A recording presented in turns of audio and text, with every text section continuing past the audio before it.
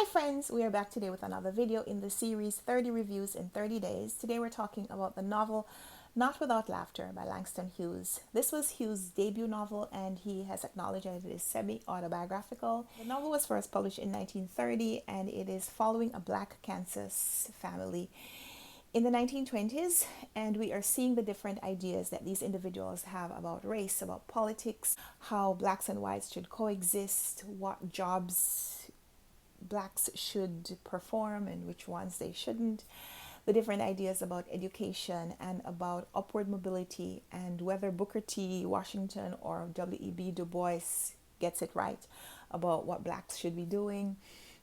It's really interesting. There are different viewpoints on so many different ideas. And so in this family, we are seeing the matriarch on Hagar. She's an older woman who has worked as a washerwoman to raise her children. She has three daughters who are in various stages of adulthood. She has an older daughter who has married and left home. She has a middle daughter, I think, who is married and lives in the home with her and her husband and their child. And the younger daughter who moves back and forth for opportunities. The husband also, the middle daughter's husband also moves back and forth for opportunities. And so we're seeing how these different people parlay through adulthood, what being an adult means to each of them, and how their views are informing the young boy, Sandy, as he's growing up.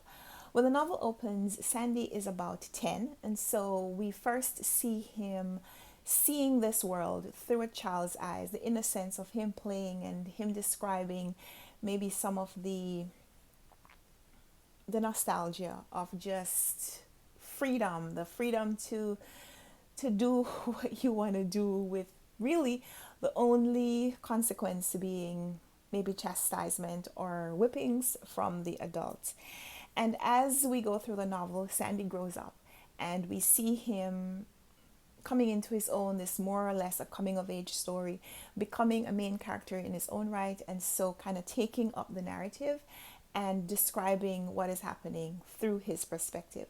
So the novel does change. It does have this linear progression, almost feeling like a memoir, nodding back to Hughes's life, but it also does still read like a novel. In this one, Langston Hughes gives us a lot of political posturings because we have in the dialogue between these different characters how each of them feels about race, about what they should do to live out their freedom, and how that means different things to the different characters and how it pushes the narrative forward.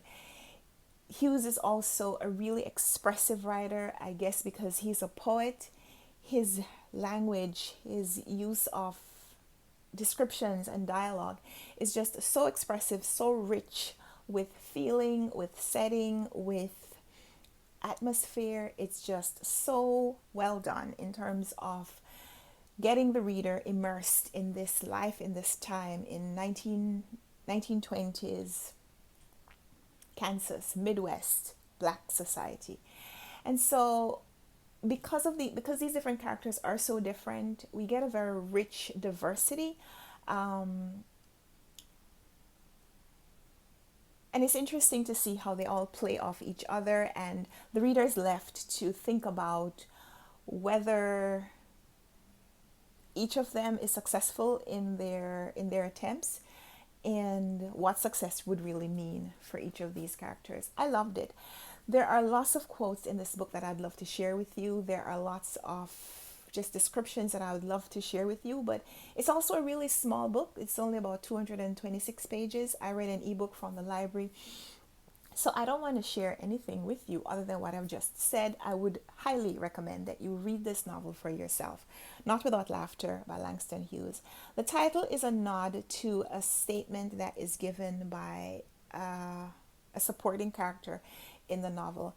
And it's an older man who is reflecting on some of the things that are different in his life because like I said, the book is set in 1920s, and so some of the older characters are old enough to have been alive during the enslavement, and so some of these older characters had been slaves.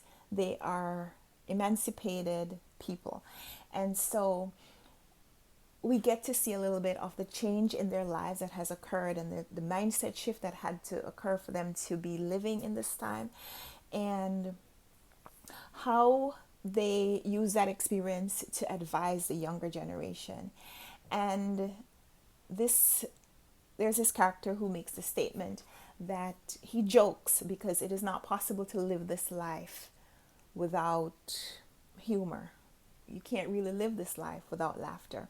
And I love that. I love that although there are these very sad moments, very heavy moments, Langston Hughes does not make this a sad novel because he gives us so many bursts of comic relief and richness of character that while you feel for these characters, while you are sympathetic to their plight, you also feel buoyed up by what they do and what they attempt, and just what happens. The richness of the language in this book just takes it to the next dimension. So it is hopeful, it is beautiful, it is well worth the read. Check it out. Not Without Laughter by Langston Hughes. That's today's book. So thank you so much for watching this video. Give me a thumbs up if you liked it. Subscribe if you want to see more. Let's chat in the comments. I'd love to hear from you if you've read Langston Hughes's novels. So far I read Tambourines to Glory and this one, Not Without Laughter, and I'm going to check if he has other novels that I can indulge in as well, because this was definitely a treat. So I'd love to chat with you if you've also treated yourself to his writings. So that's it for now. Until next time, happy reading. Bye.